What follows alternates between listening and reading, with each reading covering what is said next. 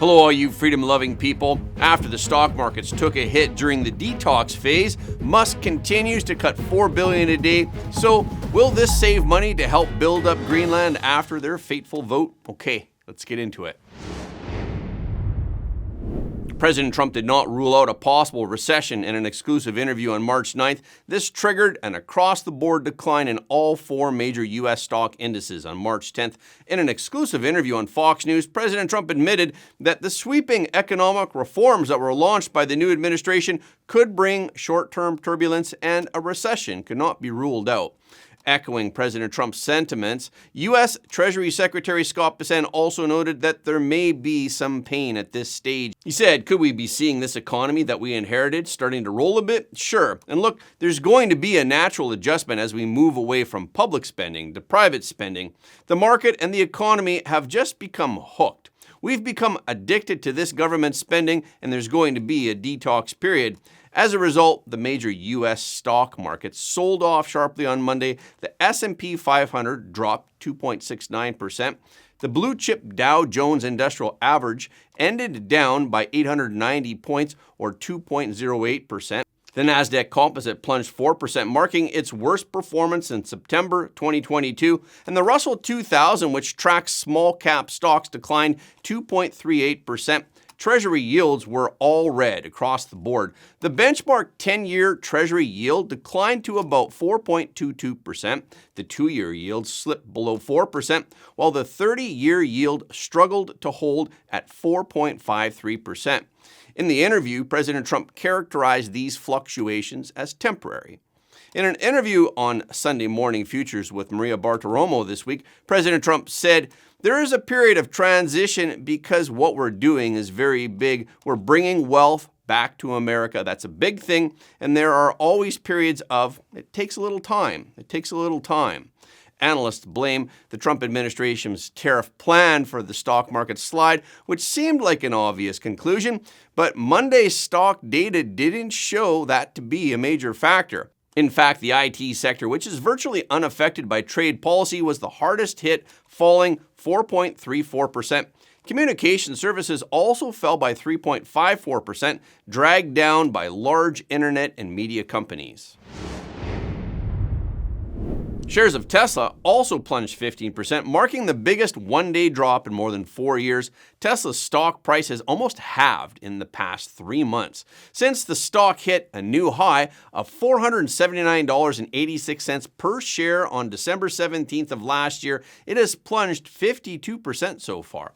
Its market capitalization has evaporated by more than $800 billion. The factor that triggered Tesla's plunge on Monday was UBS analyst Joseph Spack. He lowered expectations for Tesla's first quarter and full-year deliveries. Spack expects Tesla to deliver only 367,000 vehicles this quarter, which is a 16% decrease from his previous estimate. He also no longer expects Tesla's sales this year to be higher than last year, and he expects a year-over-year decline of about 5%. Tesla's top managers had previously expected the company to return to growth in vehicle deliveries this year.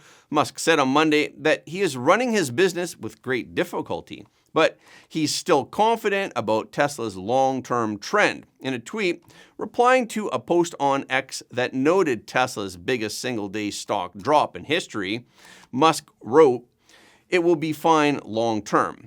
Part of the decline in Tesla sales is due to Musk's political activities.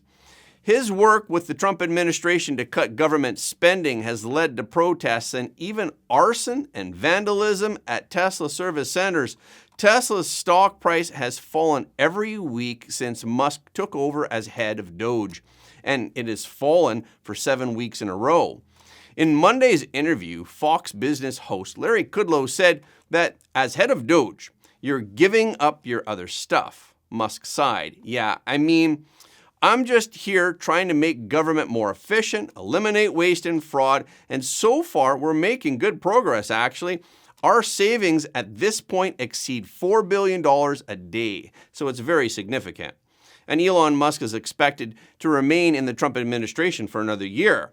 In early 2024, Tesla's EV registrations in Germany plummeted by 70%, in part because of Musk's public comments about the German federal election. This sparked a boycott by some consumers. In China, the world's biggest market for electric vehicles, Tesla is facing an economic downturn and fierce competition from the local Chinese brand BYD. In February, shipments from Tesla's Shanghai factory plummeted by half. Although electric vehicles account for the vast majority of Tesla's revenue, its electric car business accounts for less than a quarter of Tesla's stock valuation. So investors remain confident in the long-term growth potential of Tesla, not only as an automaker, but also as a pioneer in AI technology, which will revolutionize the field of robo-taxi and humanoid robots in the future.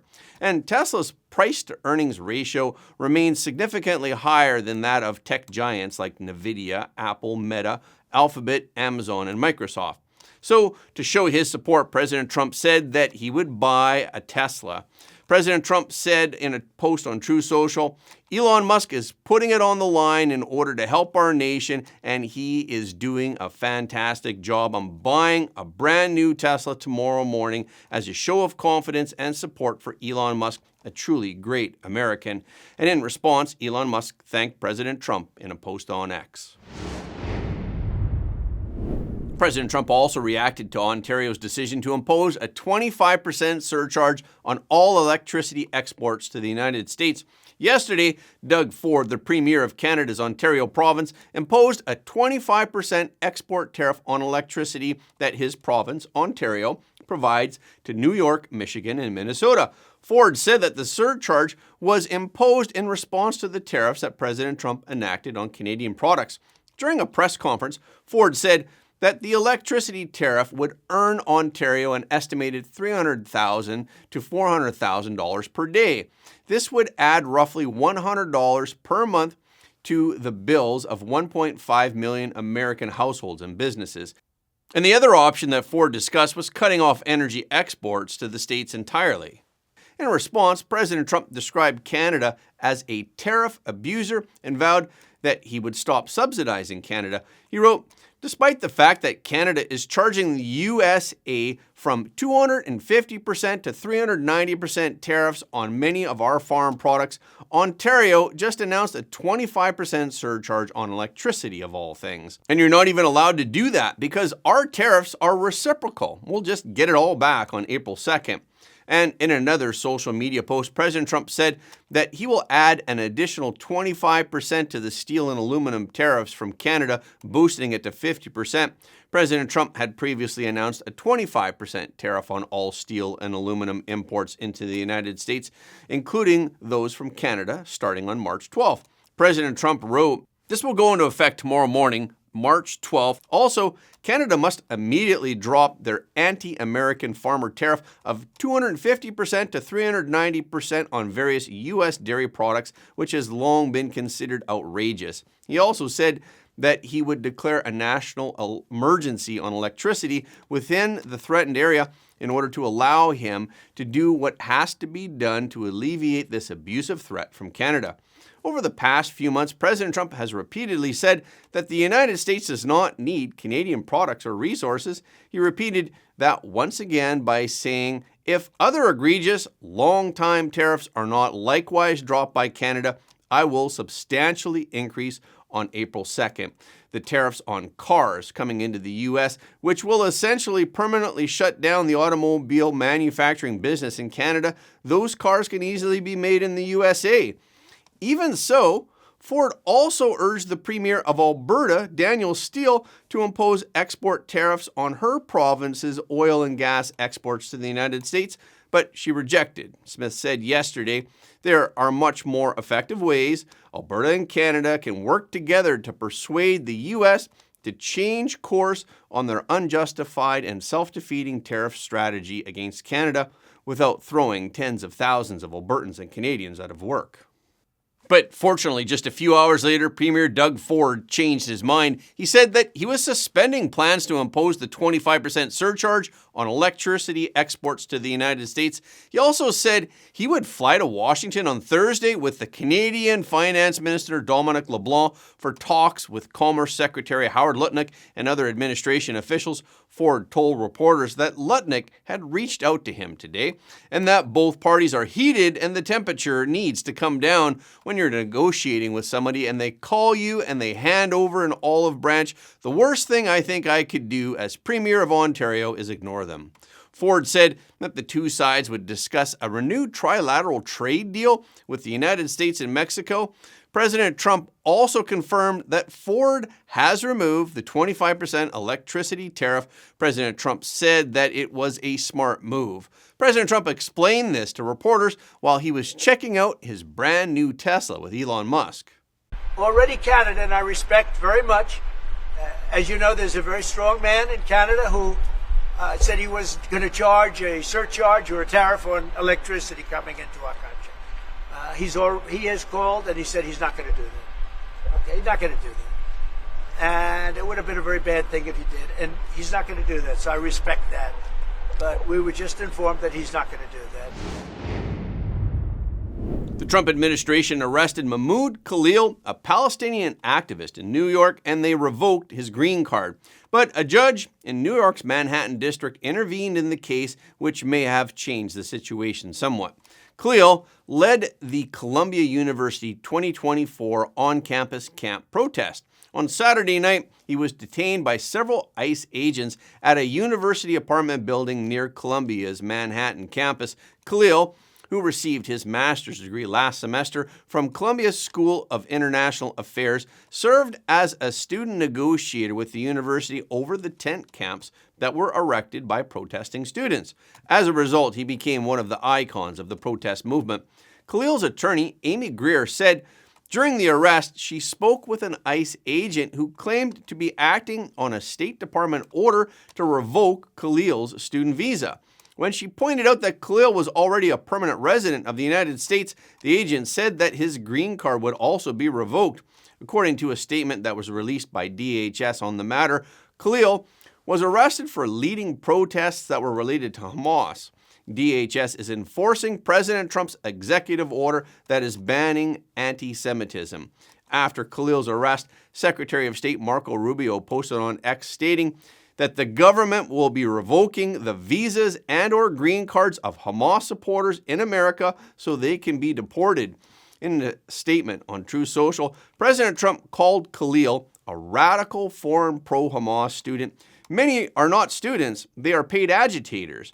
We will find, apprehend, and deport these terrorist sympathizers from our country, never to return again. And President Trump also warned that additional detentions would target individuals who were engaged in pro-terrorist, anti-Semitic, anti-American activity on college campuses nationwide. Khalil's wife is a U.S. citizen, and she is currently 8 months pregnant. On Sunday, Khalil's attorney filed an illegal detention lawsuit in federal court in Manhattan. She argued that Khalil was detained because he criticized U.S. agencies that support Israel, which is a freedom of speech protected by the First Amendment to the U.S. Constitution.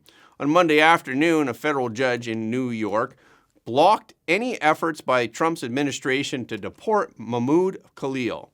The ruling said, to preserve the court's jurisdiction pending a ruling on the petition, petitioners shall not be removed from the United States unless and until the court orders otherwise.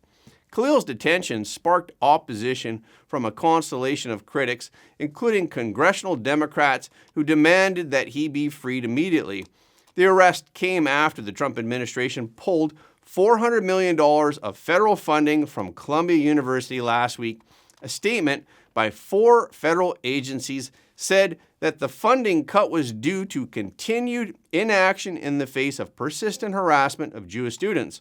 On Friday, Secretary of Education Linda McMahon stated that Jewish students on campus who had been the victims of relentless violence, intimidation, and anti-Semitic harassment on their campuses were ignored by university authorities. McMahon also said, "We will not tolerate their appalling inaction any longer." It's been a week and a half since Andrew Cuomo, the former three-term New York governor, announced his candidacy in the race to oust Mayor Eric Adams. The deck was stacked in Cuomo's favor. He was at the top of the mayoral polls even before he announced his candidacy on March 1st, in part because he is known among New Yorkers. He is also backed by a well-funded super PAC. So in the latest Quinnipiac University survey, his lead is still intact. The survey showed Cuomo at 31% support among registered Democrats in New York City, with Adams at a distant second at 11%. Behind Adams, with single digits, was the rest of the roster of Democrats. And that same survey also indicated Adams' approval rating among New York voters was the lowest for any New York mayor in that poll. So Cuomo is aiming to reintroduce himself to voters as a tested manager, a forceful executive, and a law and order moderate who will rescue a city that he says feels threatening, out of control, and in crisis. And on Monday, Cuomo announced a slew of public policy proposals. He said, "Enough is enough, and we need to pass sensible laws." Greenland is holding council elections today, and today's vote attracted global attention. President Trump has repeatedly declared that he wants to acquire the land, and some people have suggested that he's hinted that he could use military force or other means. Denmark is also watching the vote closely as Greenland's call for independence grows louder. Denmark considered Greenland a colony until 1953, and Denmark continues to control Greenland's foreign and security policy. Greenland's Prime Minister and chair of the IA party, Mutabia Geta, said that voters face a fateful choice. "The things that are happening in the world right now worry me quite a lot. That there is a world order that is faltering on many fronts, and perhaps a president in the United States who is very unpredictable in a way that makes people feel insecure." And Nullarbor is currently the largest opposition party in Greenland. They support independence and cooperation with the United States. Also, of the 6 parties running, only Nullarbor has promised to hold a snap vote on independence. Ahead of today's vote, President Trump once again took to Truth Social on Sunday with a direct message to Greenlanders. President Trump reiterated his invitation to Greenlanders to join the U.S., and he pledged to invest billions of dollars to create new jobs and make Greenlanders rich. And that's a wrap for this episode. Thank you so much for your support of Front Page. Please remember that every like, comment, and share helps more people to see the truth. If you haven't already, please subscribe. And if you have already subscribed, we thank you, but please double check to make sure that you're still subscribed, because some of our audience have reported that they're somehow unsubscribed without their knowledge. We've also heard that many of you don't get notifications of our videos anymore on YouTube. So when you do subscribe on YouTube, please make sure to tap the notification bell as well. Okay, this is our show for today. Thank you so much for tuning in. If you like what you heard today, please don't forget to like this video and share it with your friends and family, because everybody deserves to know the truth.